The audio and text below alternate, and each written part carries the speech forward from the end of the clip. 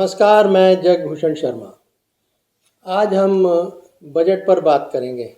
हमारे दोस्त मित्र कह सकते हैं कि बजट को तो आए हुए 1 महीना हो गया और ये कैसी बात कि 1 महीने के बाद अचानक बजट की याद आ गई। बिल्कुल ठीक कह रहे हैं आप, लेकिन सवाल ये है कि विषय जो है वो अच्छा खासा इम्पोर्टेंट है और बजट को समझना, बजट एक तरफ और जीडीपी ये एक तरफ, दो अलग चीज़ें हैं। भारत की जो वर्तमान जीडीपी अगर हम समझें तो वो लगभग 187.95 लाख करोड़ है, जिसको 5 ट्रिलियन की हम उम्मीद करके बैठे हुए हैं कि 5 ट्रिलियन की हमारी जीडीपी होगी। तो अभी एक्सपेक्टेड है ये, और 1 ट्रिलियन में 1 लाख करोड़ होता है। 187.95 लाख करोड़ की हमारी आज की मौजूदा है, और इस वर्ष का जो घाटा है, फिस्कल डेफिसिट है, वो 4.4 जीडीपी का है।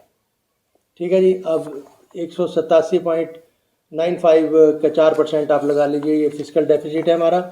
और आइए हम बजट पे बात करते हैं। हालांकि आप सोचोगे कि कहाँ तो ट्रंप और जेलेंस्की की बातें हो रही हैं और कहाँ मोदी जी 3 मार्च को वाइल्ड डे पर गुजरात घूम रहे थे सफारी पर, और शेरों के साथ चित्र लेना, ये एक बात। और दूसरा, उनकी डिग्री का मुद्दा यहाँ पे नए जो है सोशल मीडिया पे छाया हुआ है कि एक ये भी है। और क्रैश का जो मार्केट क्रैश है, एक तरफ तो ये खबरें हैं, और हम बिल्कुल धारा के विपरीत खड़े हुए हैं और हम आपको बात कर रहे हैं कि बजट की। तो हमने बजट को ही समझना है। आप जानते हैं कि भारतीय जनता पार्टी ने 1 फरवरी को अपनी तीसरी टर्म का दूसरा बजट पेश किया, और जहाँ तक वित्त मंत्री जो है श्रीमती निर्मला सीतारमण जी, इनकी बात करें तो इन्होंने अपने टर्म का 8वां, यानी अपने टेन्योर में 8वां बजट पेश किया है। और इस बजट को पेश करते उन्होंने 2-3 मुख्य बातें कही हैं कि उन्होंने कहा कि एक तो हम जो मिडिल क्लास है इसकी क्रय शक्ति बढ़ाना चाहते हैं, और वो तब बढ़ेगी जब हम कर जो है इनसे करों का बोझ कम करेंगे। दूसरा जो ध्यान देना है, जिन फोकस पे, वो है गरीब पर देना है, यूथ पर देना है, अन्नदाता पर देना है और नारी पर देना है। इन पर फोकस होना है। और 4 इंजन जो महत्वपूर्ण माने हैं, उन्होंने कृषि का माना है, एमएसएमई माना है, और इंपोर्ट और निवेश का। ये 4 इंजन जो है, इनको इन जो इंजन का मतलब आप समझिए कि अर्थव्यवस्था के अंदर जो उपकरण, हथियार, जो कुछ भी है, तो ये साधन होते हैं। तो इनको हमने जो हमें बढ़ावा जो है देना है, इनकी स्थिति ठीक करनी है। स्थिति कमज़ोर क्यों है भारत की अर्थव्यवस्था की, उन्हीं कारणों में अपने भाषण में उन्होंने कहा कि जो क्रय शक्ति है मिडिल क्लास की, वो बहुत कमज़ोर है। उत्पाद भी कम हुआ है, जो है उत्पाद कम होने की वजह ये थी क्रय खरीदा नहीं जा रहा, तो उत्पाद करके भी करेंगे क्या। तीसरा एक और पॉइंट था, वो ये है कि जो वेतनभोगी लोग हैं उनकी जो वृद्धि हुई, वेतन में वृद्धि हुई है, वो उत्साहहीन हुई है, कोई वो महत्वपूर्ण वृद्धि नहीं हुई। तो लिहाजा ये सब मिडिल क्लास से संबंधित बातें हैं। और महंगाई जो है एक तरफ वो बढ़ रही है, और महंगाई का जो आलम है उस पर हम आगे बात करेंगे। फिलहाल बजट को हम समझ लें, मुख्य बातें हमने कहें। तो हम जो मदद ये ले रहे हैं, सब आपके साथ जो साझा जानकारी कर रहे हैं, वो सीएसआर की मदद से कर रहे हैं, कंपटीशन सक्सेस रिव्यू की मदद से कर रहे हैं। तो उसमें हेडिंग दी गई है यूनियन बजट 2025-26 का जो है वो है एक्सेलरेटिंग ऑल इंजन्स ग्रोथ। ठीक है जी। और इसको हिंदी के, इस हेडिंग को हिंदी के तर्जुमे में समझें तो हम कह सकते हैं कि केंद्रीय बजट 2025-26 के विकास के प्रत्येक यंत्र को उनको तीव्र गति प्रदान करना है। ये इस तरह से आप समझ सकते हैं। ठीक है जी। तो मोटे तौर पे जो उन्होंने अपने भाषण में संकेत दिए वो हमने आपसे साझा कर ही दिए हैं, और 4 इंजन की भी बात बता दी है। और ज्ञान जो शब्द बना ना, ज्ञान आगे आएगा, तो ज्ञान का मतलब यही है कि गरीब है, यूथ है, अन्नदाता है और नारी है। अब इन चारों बिंदुओं को समझते हैं और फिर हम आगे बढ़ेंगे कि जो इनके आंकड़े हैं वो क्या कहते हैं। गरीब की बात अगर हम करें तो गरीब का क्या हाल है। 80-81 करोड़ तो आप की जनता है जो मोदी जी जिनको राशन देते हैं। ठीक है जी। अब यहाँ से अंदाज़ा लगा लीजिए। दूसरा, हम आ जाते हैं यूथ पे। यूथ किस तरह से अगर पढ़ाई की बात करें तो अच्छे कॉलेजेस में एडमिशन को देखें तो लाइनें हैं, तो आए दिन जहाँ पे वो प्रदर्शन करते हैं तो पुलिस की लाठियाँ खा, यहाँ का बिहार के और यूपी के बहुत सारे आप दृश्य देखते होंगे, ये वीडियो कहने की ज़रूरत नहीं है। और जहाँ तक अब अनएम्प्लॉयमेंट की बात है तो वो उसके भी हम आपको तस्वीरें कुछ दिखाएंगे कि किस तरह से स्थिति है, क्योंकि इस वो पूरी स्टैटिस्टिक्स के बात करना, स्टैटिक्स के बात के साथ बात करना, वो एक अलग वीडियो हम बनाएंगे कि स्थिति है क्या, यूथ की स्थिति क्या है। अच्छा, दूसरा फिर हमने जो आगे इन्होंने यूथ का कर दिया, अन्नदाता। अन्नदाता की बात करें तो बहुत सारे लोगों को अन्नदाता शब्द पर भी बड़ा परहेज था किसानों को कि जी हम पैसे देते हैं, ये अपना व्यापार करते हैं, बिजनेस करते हैं। तो ऐसी बहुत सारी, अगर आप यूट्यूब का जो तहखाने में जाओगे तो बहुत सारी ऐसी वीडियो मिल जाएगी जहां इन्होंने इस शब्द का भी, बहुत सारे लोग हैं, अब कौन है वो तो अब आप देखोगे तब पता चलेगा। और वहीं किसानों की आज जो अन्नदाता को आज ये ले रहे हैं कि हमने फोकस करना है, तो यही अन्नदाता थे जब कुछ महीने पहले, या आप देखते हो कि किस तरह से वो दिल्ली के बॉर्डर पर बैठे रहे और 700 लोगों की मौत होगी, किसानों की क्या हालत हुई थी, और सरकार सुनने को तैयार नहीं थी। आज ये ज्ञान जो है बजट का दिया है, ज्ञान जैसे मैंने आपको बताया कि गरीब है, यूथ है, अन्नदाता है और नारी है, तो उसके ज्ञान के उसके तहत ये बात कर रहे हैं कि हमने फोकस करना है, इनको हमने इनकी बढ़ोतरी और इनकी वृद्धि करनी है, इनको मजबूत करना है। ठीक है, कैसे करोगे? मेन बात होती है नीतियों से ज़्यादा नीयत की, और नीयत एक शक्ति होती है। जो लोग अपनी ईगो और जिसे कहते हैं कि डिटरमिन्ड होकर बात करना चाहते हैं, उससे भी ज़्यादा ताकत है तो वो है किसी नीयत की है। तो इस तरह से नारी की, अगर नारी की बात करते हैं तो नारी का आप देख लो कि किस तरह से आए दिन यौन शोषण होता है। चलो ये बात तो होगी, हमने आपको बता दिया। अब हम बात करते हैं कि जो मेन फोकस है, जो बजट है, बजट का जो साइज़ है वो हमारा कितना है, 50,65,345 लाख करोड़ का हमारा एनुअल बजट है, ये 25-26 का। ठीक है जी। इसके कुछ मुख्य मद हैं, मुख्य आप जिसे हम लोग अंग्रेजी में अगर कहें तो हेड्स कहते हैं, तो उनके ऊपर बात कर लेते हैं। बाकी तो बहुत सारे हेड्स हैं, वो आप बात समझते रहना।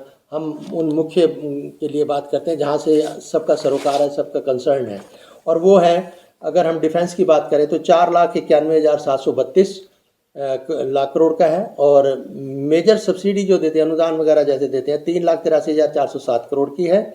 और होम अफेयर्स की बात करें, जिसमें जो सीमा सुरक्षा है उसकी भी बात आती है, घरेलू जो आंतरिक सुरक्षा है उसकी भी बात आती है, और सारी बातें हैं इसमें। तो 2,83,211 लाख करोड़ का ये बजट है। और इसमें जो टैक्सेशन वगैरह का है उसका भी है 1,86,632, क्योंकि टैक्स के बिना पर ही सरकारें चलती हैं, ये बात आप समझ लेना।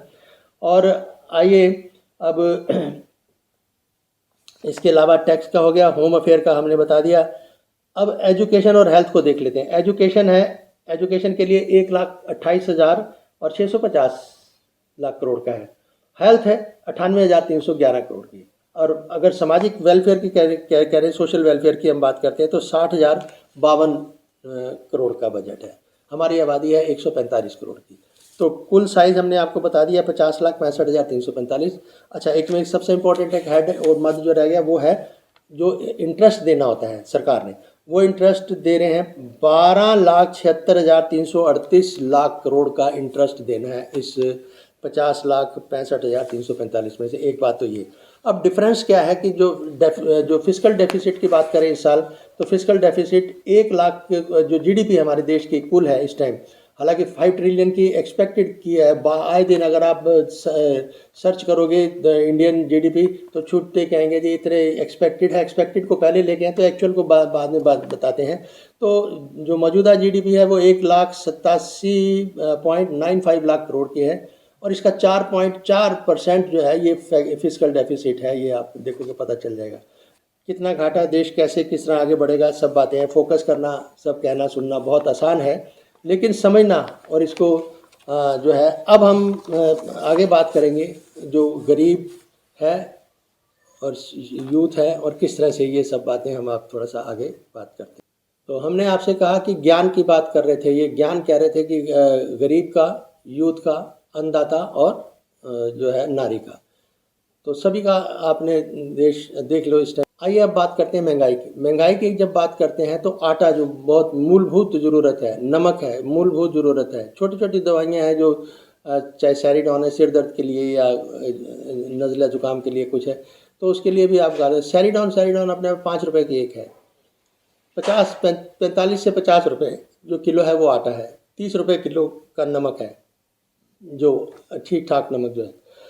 हो सकता है आटा अगर ग्रेड वाइज या किसी क्वालिटी वाइज थोड़ा बहुत 25-30 रुपये किलो का भी हो, तो 5 या 6 का 4-5 सदस्य मिनिमम मान के चलो, एक परिवार के 4 या 5 सदस्य हैं, तो उसमें औसत लगा लीजिए। हम सिर्फ नमक की बात कर रहे हैं, बाकी जो मसाले हैं वो कोई भी सस्ता नहीं है। रिफाइंड ऑयल है, ये सब अलग से हम इस पर लाएंगे। सब एक बात करें मोटे तौर पे, अगर इसका घरेलू अपना बजट बनाइए, सरकार के बजट, सरकारी बजट और देश के बजट की आप सेट असाइड करो और अपने बजट का देखो कि आपकी क्या कमाई है, किस तरह से। अब 5 सदस्य हैं, ज़रूरी तो नहीं हर एक कोई कमाता होगा, और जिस तरह से जो चल रहा है, तो आज तो जब मान रही है वित्त मंत्री मान रही है कि जो वेतन में वृद्धि हुई है वो उत्साहहीन हुई है, जो परचेजिंग पावर है वो मिडिल क्लास की वो कम हुई है, ठीक है जी, और जो निवेश है जो प्राइवेट सेक्टर का वो भी कम हुआ है। तो इन हालात में देश का जो अर्थव्यवस्था है वो स्लो डाउन हुई है।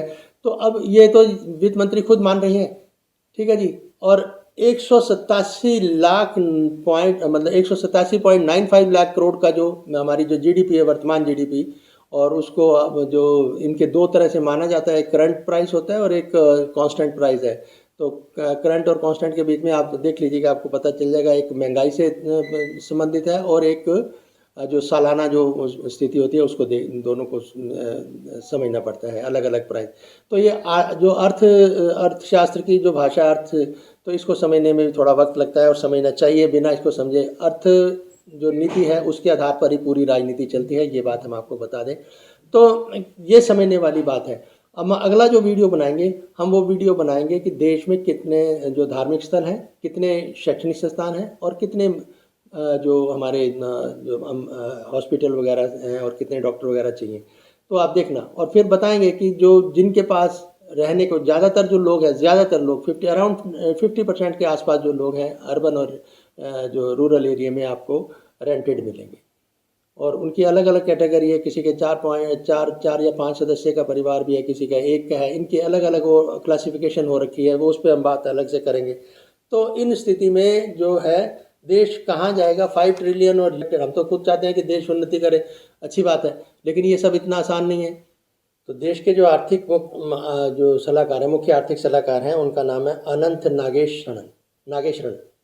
तो इन्होंने जो अब बयान दिया है अपना एक इंटरव्यू में, तो उन्होंने कहा है कि जो कुंभ मेले से जो उम्मीद की जा रही है वो 6.5 जो प्रतिशत जो जीडीपी में वृद्धि होने की उम्मीद है। तो अब ये सब उम्मीद है, एक्सपेक्टेड है, क्या होगा क्या नहीं होगा सब बातें हैं।